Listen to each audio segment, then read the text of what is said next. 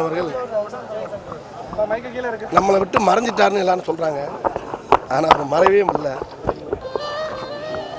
அவருக்கு மறைவு இல்லைங்கிறத நான் எப்படி சொல்றேன்னா,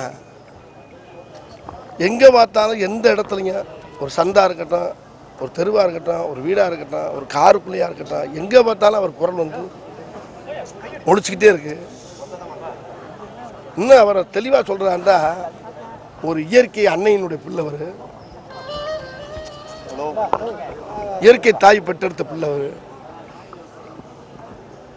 எம்ஜிஆர் எப்படி வந்து ஒரு பெரிய மிகப்பெரிய ஒரு சக்தியோ, அதே மாதிரி சிவாஜி ஐயா எப்படி பெரிய சக்தியோ, அது மாதிரி டிஎம் சௌந்தரராஜன் ஐயா மிகப்பெரிய சக்தி.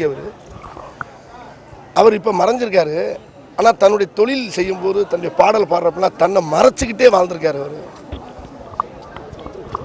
ஒவ்வொரு பாட்டிலையும் ஒவ்வொரு நடிகருக்கு தந்த மாதிரி தன்னை மறைச்சிக்கிட்டு, அங்கே சுயநலத்தை காட்டாம தன்னை மறைச்சிக்கிட்டு, எம்ஜிஆர்னா எம்ஜிஆர் தந்த மாதிரியே தன்னை மறைச்சிக்கிட்டு தன்னுடைய குரல் வந்துடக்கூடாது அப்படிங்கிற கவனத்தில்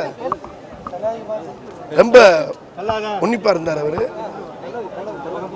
ஒரு எம்ஜிஆர் பாட்டு பாடுவார் 1900. அப்ப அதோ அந்த பறவை போல வாழ வேண்டும், இதோ இந்த அலைகள் போல ஆள வேண்டும் சொல்லி ஒரு பாட்டு பாடுவார்.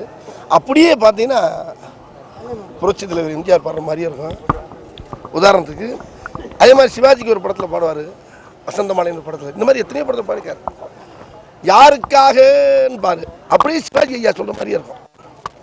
அங்கே தன் சுயமே இருக்காது. நான் பாடினேங்கிறது வெளியே தெரியணுன்றதை காட்டாம அவங்கள மாதிரியே பாடுறது. ஒவ்வொரு நடிகருக்கு, ஜெய்சங்கருக்கு, முத்துராமனுக்கு, எல்லாருக்குமே அவங்கள மாதிரியே பாடி அந்த டெடிக்கேஷன், அந்த தொழில் பக்தி அவர்கிட்ட மாதிரி யார்ட்டையுமே பார்க்க முடியாது. அப்படி ஒரு பெருமை பாடகிறவர். நம்ம இடங்களில் இன்னொரு கூட நான் கேள்விப்பட்டேன், சில கச்சேரிக்கெல்லாம் அவர் போவாராம். கச்சேரிக்கு போகிறப்ப எம்ஜிஆர் பாட்டு பாடுறப்ப ஒருத்தன் சொல்லுவான் கீழே இருந்து, எம்ஜிஆர் மாதிரியா பாடுறாரியா சவுந்தரராஜன். அந்த அளவுக்கு அவர் நம்ப வச்சார். அவர் சிவாஜி பாடு, சிவாஜி மாதிரியா பாடுறாயா சவுந்தரராஜன் அப்படிமா. இப்போ எண்பது அதெல்லாம் அப்போ அந்த காலத்தில் நடந்திருக்கு. அந்த அளவுக்கு எம்ஜிஆர்னா எம்ஜிஆர், சிவாஜினா சிவாஜி, ஜெய்சங்கர்னா ஜெய்சங்கர், முத்துராமன்னா முத்துராமன். இப்படி தொழில் பக்தியில் தன்னை மறைச்சிக்கிட்டு அவ்வளோ கடுமையாக கஷ்டமாக உழைச்சி அந்த பாட்டை இன்னைக்கு அவர் இயற்கை அறிவு மாதிரி ஆக்கிட்டார்.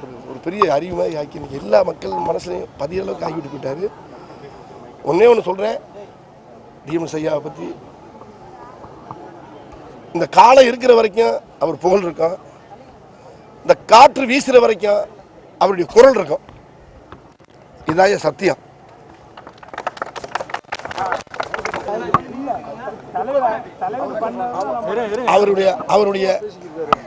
அவருடைய லட்சக்கணக்கான ரசிகர்ல அவர் பாட்டை கேட்டுட்டு தூங்காம உடம்பு ரத்தமா கலந்து வாழ்ற ரசிகர்ல நானும் ஒருத்தன்.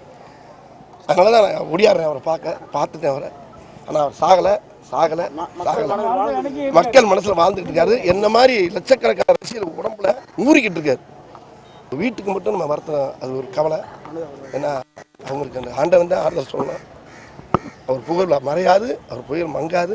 எல்லாருமே இப்போ வண்டி வீட்டுக்கு போனோன்னே ஒரு பாட்டை போட்டு கேட்டுக்கிட்டே இருக்கலாம். நீங்கள் அடி பின்னுவா இருப்ப. இன்னிலேருந்து புகழ் தாறுமாறா